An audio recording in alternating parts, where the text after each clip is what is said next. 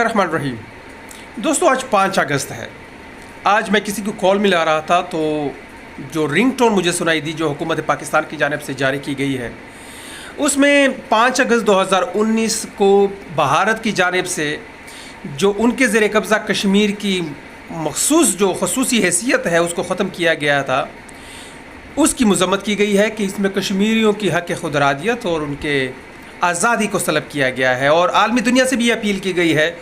کہ وہ انڈیا کے اس عمل کو ریوزٹ کروائیں۔ یقیناً ہم بھی اس کی مذمت کرتے ہیں کہ اگر کشمیریوں کی ایما کے بغیر کوئی ایسا کام ہوا ہے، لیکن میں ایک اور انتہائی اہم مسئلے کی طرف آپ لوگوں کا دھیان موڑنا چاہتا ہوں، اور وہ مسئلہ کیا ہے؟ وہ اسی ہی دن ایک اور ناروا عمل ہوا تھا 5 اگست 2019 کو۔ اس وقت کی پی ٹی آئی کے صوبائی حکومت کے گورنر خیبر پختونخوا، اس نے فاٹا میں ایک قانون کو یوں ہی برقرار رکھوایا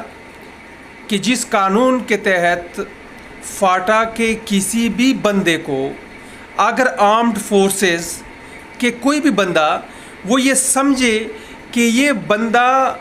اس نے ایسا کام کیا ہے یا یہ ایسا کام کر سکتا ہے، اس کے ارادے کے اوپر بھی اس کو جبری طور پر اٹھایا جا سکتا ہے، اس کو انٹرمنٹ سینٹر میں سالوں رکھا جا سکتا ہے، یہاں تک کہ اس کو سزائے موت اور عمر قید کی سزا بھی سنائی جا سکتی ہے۔ اس قانون کو کہتے ہیں action in aid of civil power, جو کہ 2011 میں وفاقی حکومت نے فاٹا کے لیے جاری کروایا تھا، کیونکہ فاٹا کی میں پاکستان کا کانسٹیٹیوشن ایکسٹینڈ نہیں ہوا تھا اور وہ صرف وفاقی حکومت کے اور صدر کے جو ہے ایما کے اوپر یا ان کے ڈائریکشنز کے اوپر ہی چلایا جا سکتا تھا۔ تو وہ جب 2018 میں یہ علاقے ضم ہوئے اور ایک کانسٹیٹیوشن ایکسٹینڈ ہوا تو تب صوبائی حکومت کے گورنر نے یہ عمل کیا کہ وہ قوانین جو کہ کالے قوانین تھے وہ یوں ہی برقرار رکھوائے۔ اس کے بعد کیا ہوا؟ اس کے بعد بڑا انٹرسٹنگ، ہمارے ایک بہت ہی قابل اور معزز وکیل شبیر حسین گیگیانی صاحب نے ایک پٹیشن دائر کروایا پشاور ہائی کورٹ میں، جس میں اس نے مدعا یہ رکھا کہ دیکھیں یہ علاقے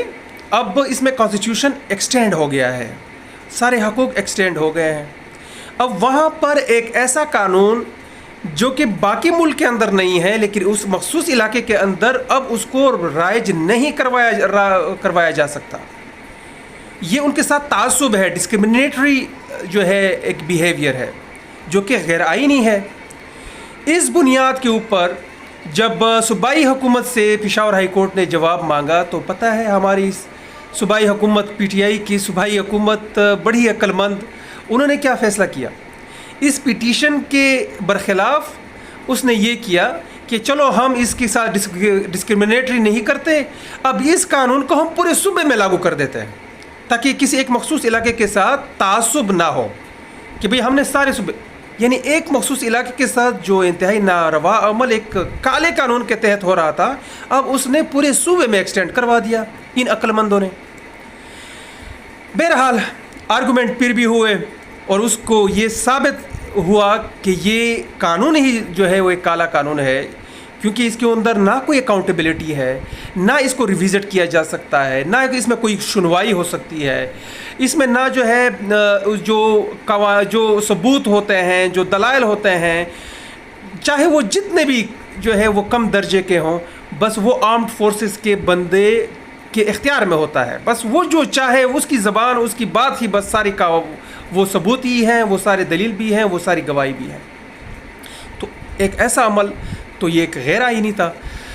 صوبائی جو پشاور ہائی کورٹ ہے اس نے اس کو غیر آئینی قرار دے دیا۔ جب غیر آئینی قرار دیا تو اس وقت کی صوبائی حکومت جو کہ بھی پی ٹی آئی کی تھی وہ گئی سپریم کورٹ اس کے خلاف۔ سپریم کورٹ گئی، بات سپریم کورٹ تک پہنچی، اس کے اوپر کچھ سنوائی بھی ہوئی کچھ دنوں، لیکن اس کے بعد پھر یہ کیس پینڈنگ ہی رہا۔ افسوس کے ساتھ وہ آج تک سپریم کورٹ کے اندر پینڈنگ ہے، اور ہمیں بڑا گلہ ہے کہ سپریم کورٹ کے اندر پتہ نہیں کیسے کیسے کیسز بھی چل رہے ہوتے ہیں، اور آج کے یہ ماحول آپ دیکھ سکتے ہیں کہ سیاسی کس طرح کی گیما گیمی ہے، لیکن وہ کیسز جس کے اوپر ہزاروں لوگوں کی، ہزاروں نہیں بلکہ لاکھوں کروڑوں لوگوں کی اس صوبے کی اور بلکہ میرے خیال میں پورے پاکستان کی وہ زندگیاں وابستہ ہیں، اور جس میں انتہائی جو ہے ہزاروں کی فیملیز ابھی تک رل رہی ہیں، وہ اب تک جو ہے اس کا فیصلہ نہیں ہوا، اور وہ کیس اب تک جو ہے سپریم کورٹ کے اندر پینڈنگ ہے۔ تو اس میں جہاں تک اس کے اوپر ذمہ داری عائد ہوتی ہے، میرے خیال میں وہ صوبائی حکومت جو اور وفاقی حکومت اس وقت کی پی ٹی آئی کی، وہ بھی برابر کی ذمہ دار ہے۔ اور آج بھی اگر کوئی بھی حکمران ہے تو وہ اگر اس عمل کی طرف نہیں جا رہا، اور وہ کشمیر میں تو اس کی مذمت کر رہا ہے بھارت کی، اور یہاں پر اپنے ملک کے اندر اپنے عوام کے ساتھ اس طرح کے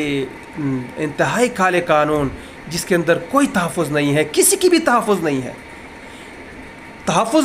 اور کسی کا بھی تحفظ نہیں ہے،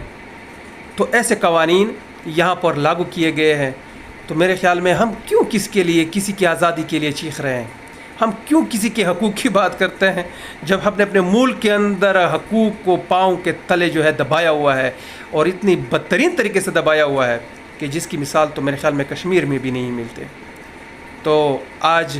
5 اگست کو یاد رکھیں، آپ کہیں فون ملائے اور آپ کو یہ رنگ ٹون سنائی دے تو خدا را action in aid of civil power کی بھی کوئی رنگ ٹون ہونی چاہیے، اور وہ بھی آپ کو سنائی دینی چاہیے۔ بہت شکریہ۔